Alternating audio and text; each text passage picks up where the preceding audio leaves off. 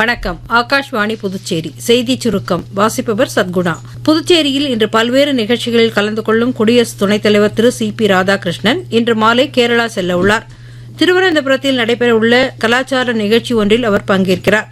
நாளை வர்க்கலாவில் நடைபெறும் 93வது சிவகிரி யாத்திரையில் பங்கேற்கும் அவர் பின்னர் திருவனந்தபுரத்தில் உள்ள கல்லூரி ஒன்றின் பவழ விழா கொண்டாட்டத்தின் நிறைவு நிகழ்ச்சியிலும் கலந்து கொள்கிறார். தொடர்ந்து நாளை மாலை ராமேஸ்வரத்தில் நடைபெறவுள்ள 3வது காசி தமிழ்ச் சங்கமம் நிறைவு விழாவில் சிறப்பு விருந்தினராக கலந்து கொண்டு உரையாற்ற உள்ளார். கடந்த 11 ஆண்டுகளில் நாட்டின் சிவில் விமான போக்குவரத்து மிகப்பெரிய அளவில் வளர்ச்சி கண்டுள்ளதாக அத்துறைக்கான மத்திய அமைச்சர் திரு ராம் மோகன் நாயுடு தெரிவித்துள்ளார்.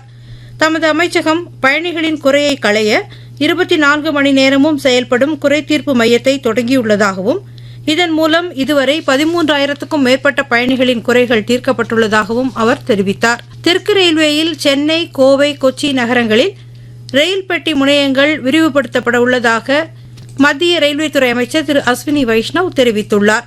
2030ஆம் ஆண்டுக்குள் இந்த நகரங்களில் ரயில்வே இயக்க திறனை இரட்டிப்பாக்க தற்போதைய முனையங்களில் கூடுதல் நடைமேடை உருவாக்கப்பட்டு வருவதாகவும் அவர் தெரிவித்தார்.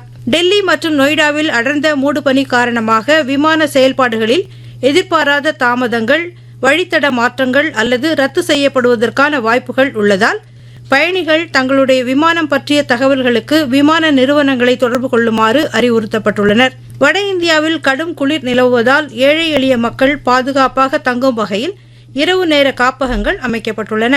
இத்துடன் இந்த செய்திச் சுருக்கம் நிறைவு பெறுகிறது.